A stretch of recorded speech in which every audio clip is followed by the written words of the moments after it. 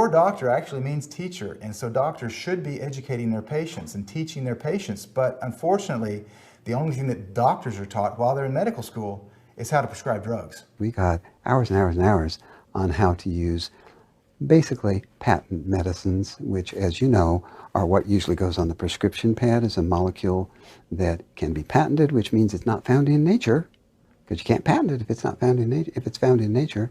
And that's what we get educated in. They don't get paid to educate people, they get paid to write prescriptions. And you know, you can imagine the drug lobby made sure that's the case. The doctor is brainwashed when he gets out of medical school because the medical school has too much subsidization of the professors who are being paid by the drug company. So the professor never teaches any student in medical school, why don't you try vitamin C? They're going to tell them the latest drug. And that's by design, specifically. You know, there about over a century ago, there's foundations, the Carnegie and the Rockefeller foundations, who sort of engineered the curriculum through their grants and donations. Are you wondering what Dr. McCullough meant when he mentioned that the Carnegies and the Rockefeller foundations engineered medical school curriculum over a century ago? He was referring to the Flexner Report of 1910, which we covered in our last documentary. The time of the late 1800s and early 1900s, 20th century, medical schools taught a lot of different things. There were homeopathic medical schools, there were naturopathic schools, there were eclectic herbal type medicine schools, and so it was all there. There was not one way. And what happened was that the Rockefeller and Carnegie foundations were interested in establishing the one way. How would they do that? Well, they would get a hold of the education system and create a medical monopoly via basically eliminating all competition to patent petrochemical medical education. That's the Flexner Report of 1910, it became known. Abraham and Simon Flexner, were hired to do this. It was a preordained commissioned report. Not surprisingly, the basis of the report was that it was far too easy to start a medical school and that most schools were not teaching sound medicine. Let me translate this for you. These natural health colleges were not pushing enough chemical drugs manufactured by who? Carnegie and Rockefeller. The AMA, who were evaluating the various medical colleges, made it their job to target and shut down the larger respected homeopathic colleges. Carnegie and Rockefeller began to immediately shower hundreds of millions of dollars on these medical schools that were teaching drug-intensive medicine. In return for the financing, the schools were required to continue teaching course material that was exclusively drug-oriented, with no emphasis on natural medicine. By 1925, over 10,000 herbalists were out of business. By 1940, over 1,500 chiropractors would be prosecuted for practicing quackery. The 22 homeopathic medical schools that flourished in the 1900s dwindled down to just 2 by 1923. By 1950, all the schools teaching homeopathy were closed. In the end, if a physician did not graduate from a Flexner-approved medical school and receive an MD degree, then he or she could not find a job anywhere. This is why today MDs are so heavily biased towards synthetic drug therapy and know little about nutrition, if anything. It's so vitally important for us to understand this history if we were going to answer that question, why is modern medicine so drug intensive? And it's not because patent petrochemical medicine is superior. It's because of monopoly medicine, which was created over 100 years ago. Very few know that the birth hour of the pharmaceutical industry is actually a deliberate decision by a handful of people on this side and on the other side of the Atlantic Ocean to define disease as a marketplace and build what has now become the largest investment industry upon that simple thought. So cancer is just one element of this unspeakable business of defining diseases as a marketplace. Everything else that you see today around the pharmaceutical industry, the tremendous profits, the inability to eliminate diseases, the propaganda war from that side that they are actually making progress in any disease. All of that comes from the fact that it's a business model, an investment industry that thrives on the continuation of existing diseases and the launching of new diseases. Yes, modern medicine is a business. And just like any business, the goal is to grow this business and also to eliminate competition and to maintain the monopoly. I mean, heck, even in 1913, the American Medical Association developed an internal department that they called the propaganda department, and its main goal was to eliminate quacks. But what exactly is quackery? I mean, in the United States, our first president, George Washington, he died as a result of bloodletting, and that was an approved treatment of the day. Ignaz Semmelweis was called a quack because he suggested that doctors actually wash their hands before surgery. And physicians today that do not use chemotherapy, they're considered to be quacks. But very few people know the real history of chemotherapy and its origins. The first chemotherapy agents, and even some of the agents that are still used today, are derived from the mustard gases that were used to kill soldiers in the world wars. I mean, this explains why many people, including myself, would never touch chemotherapy. It's just too darn toxic. Maybe one of the reasons that 90+% of oncologists won't do conventional treatments like chemotherapy is that they actually cause cancer. Let's listen to Dr. Veronique Desaulniers, who actually cured her own mother and herself of breast cancer, talk about tamoxifen, which is the most popular drug prescribed to treat breast cancer. Tamoxifen is a drug that most women are put on when they have breast cancer, but they don't tell them that it's classified as a carcinogen by the American Cancer Society and the World Health Organization. So does it make sense to give women a carcinogenic drug that will cause cancers in other parts of her body to prevent cancer? We know that 97% of people who undergo chemotherapy are dead in 5 years. That study was placed in the 2004 edition of the Journal of Oncology. It was the cancer doctors telling on themselves. Do I know this study to be true? It was a massive study done by epidemiologists who themselves were doctors. Does it make any sense to take a therapy, let's use radiation as an example, to take a therapy that we know is dangerous under any circumstance? You break your leg, you break your hand, you go to the hospital, they take you to get an x-ray, they've got the skull and crossbones, they've got the universal triangular radiation sign as a warning. Why is it a warning there? You tell me. Because it's known that it's harmful. And how is it harmful? It damages DNA. It damages DNA, and what is this consequence of damaging that DNA? Potentially cancer. Bingo. So then why would we take something that we know has a very high propensity to create cancer and use that to treat cancer? It does seem insane to treat cancer with chemotherapy and radiation that actually cause cancer, doesn't it? But doctors are required to do this. As a matter of fact, they suffer adverse consequences if they do not prescribe chemo and radiation. They can even lose their license to practice. We're all, when exposed to conventional chemo and radiation, going to be harmed, and it is actually going to have a carcinogenic effect, and it will often cause secondary cancers. So technically, I think people need to be aware that this isn't truly a cancer therapy. At best, it's palliative in the sense that it might shrink a tumor, but what really the main thing I would like to get across is that it's going to cause an enrichment of the actual mother cell that's beneath the tumor, which is known as the cancer stem cell.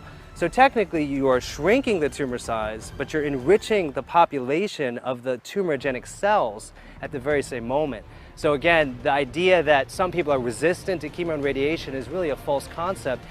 Everyone will have secondary adverse effects from chemo and radiation.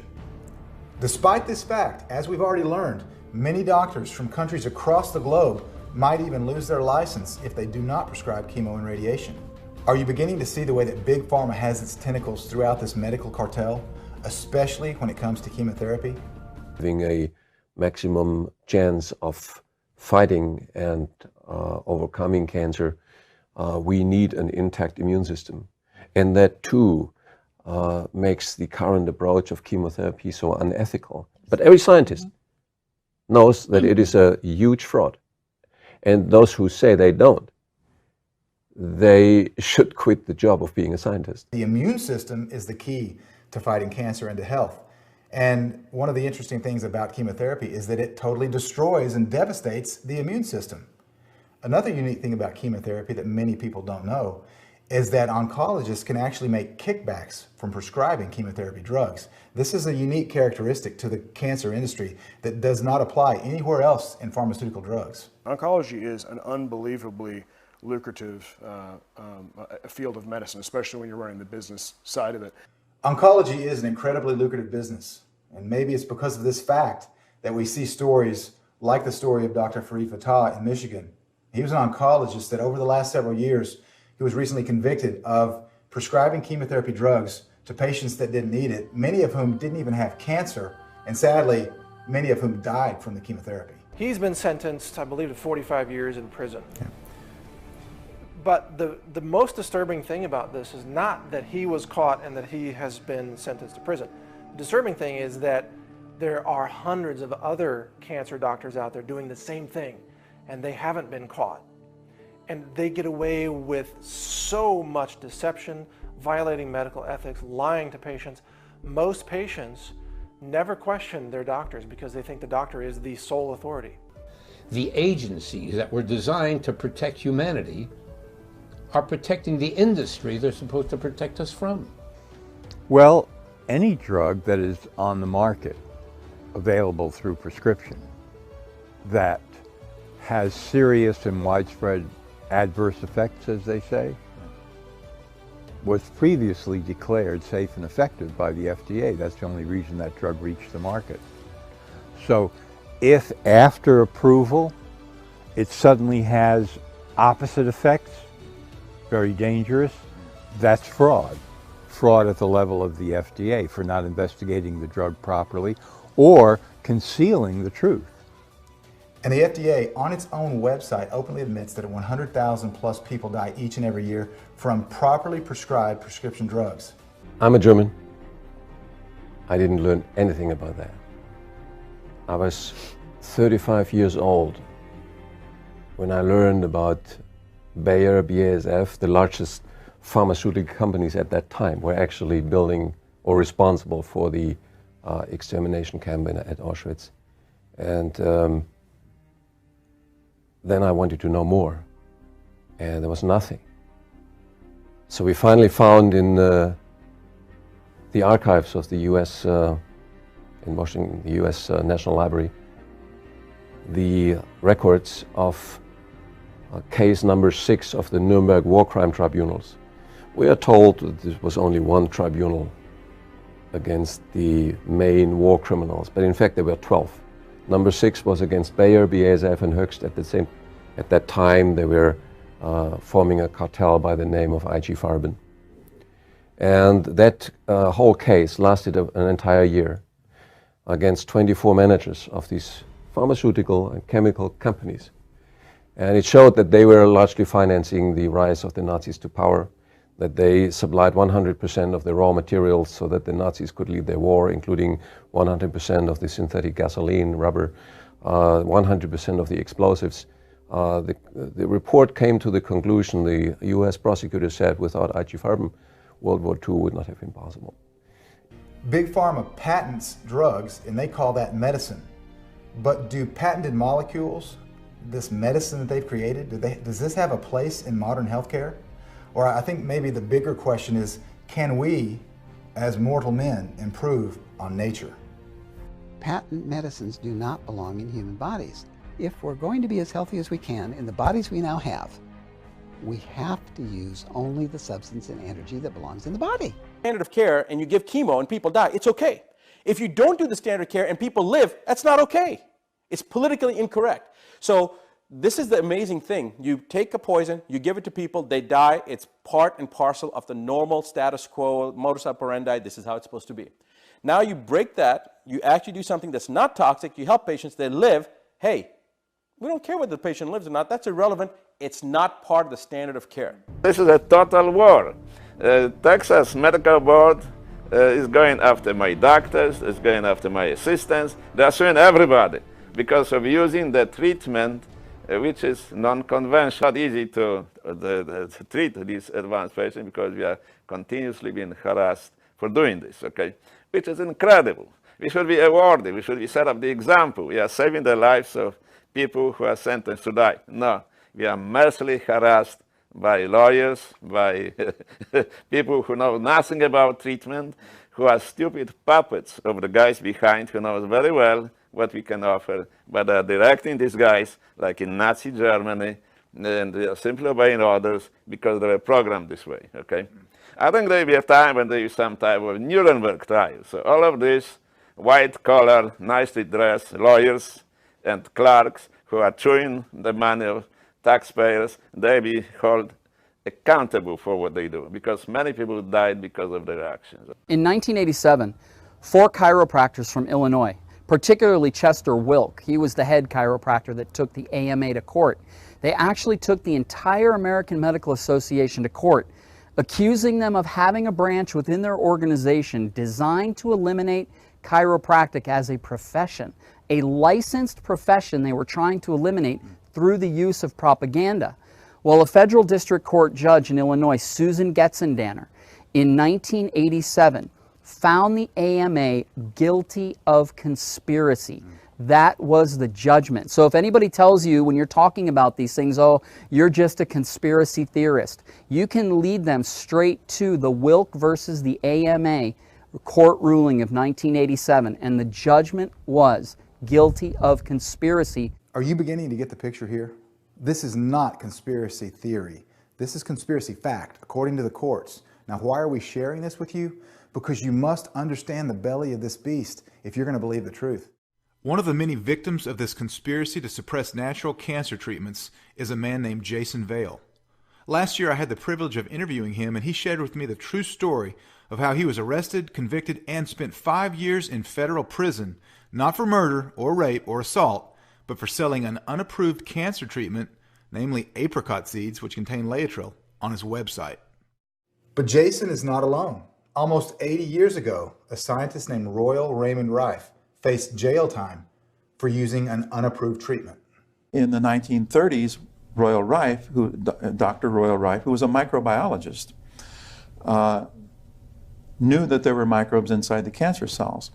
And he came up with an electromedicine device, a couple of them actually, which was designed to do nothing but kill the microbes inside the cancer cells. The American Medical Association tried to buy him out, and he refused because he did not trust them. Good for him. And so the Food and Drug Administration went down and destroyed his laboratory, his equipment, destroyed all of his inventory. In the end, Dr. Rife's lab was burned, his records were stolen, his life was ruined, and he eventually died of a drug overdose. Harry Hoxsey is another example of a man who was treating and curing cancer naturally that was heavily persecuted.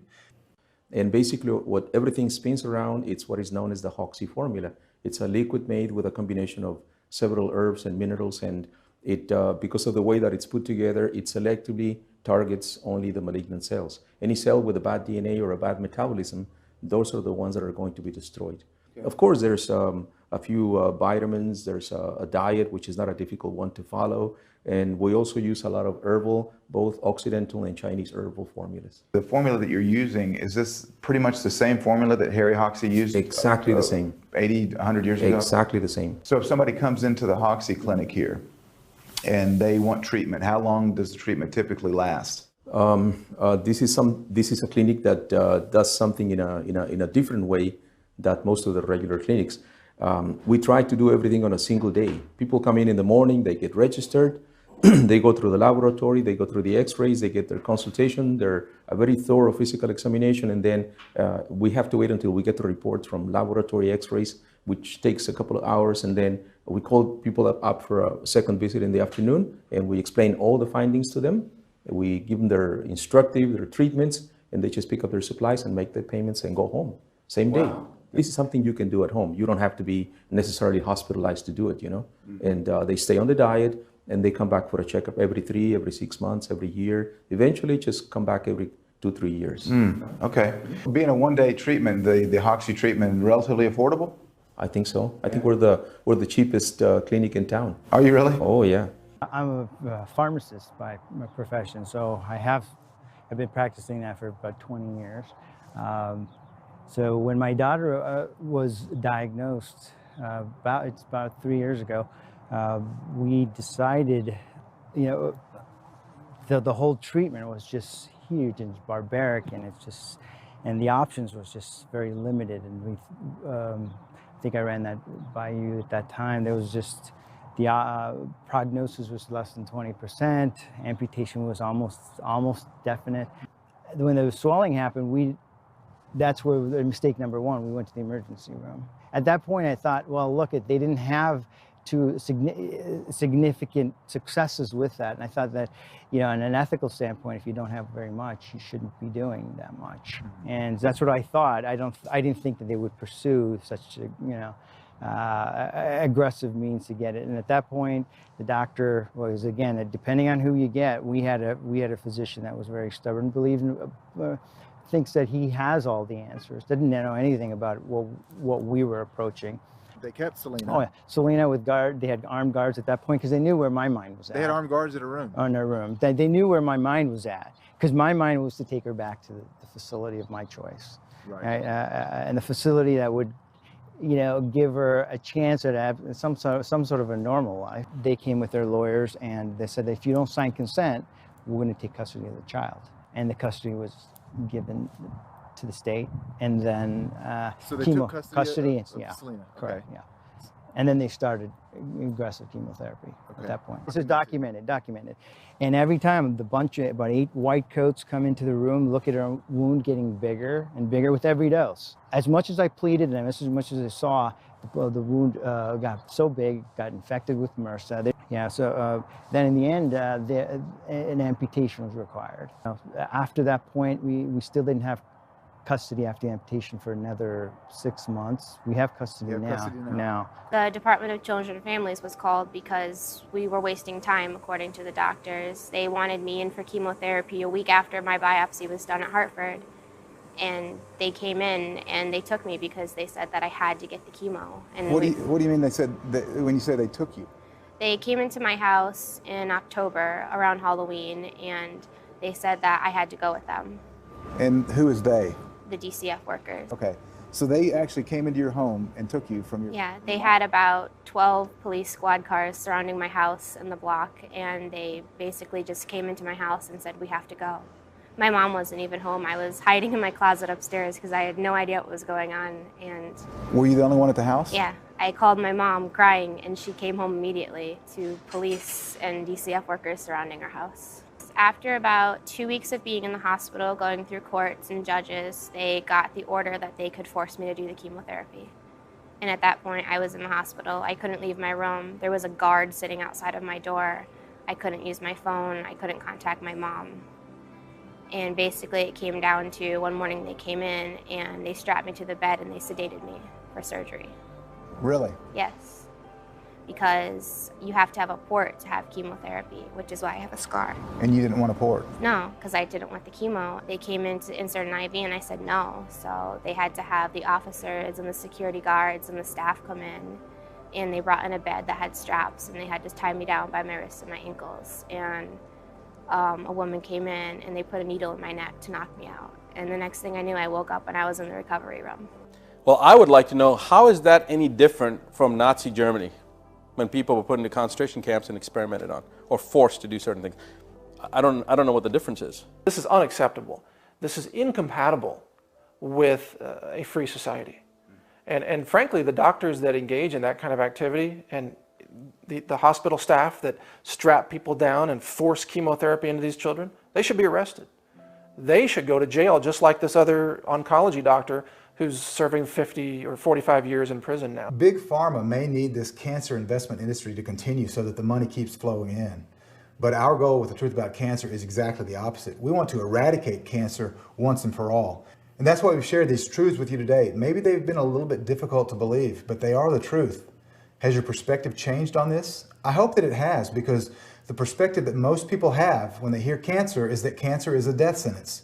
And our message is exactly the opposite. Cancer is not a death sentence. There is always hope. I thank you for watching tonight's episode, and I can't wait to see you for the next one. In the meantime, get some rest, and we'll see you tomorrow. Thanks for tuning in tonight. God bless all of you.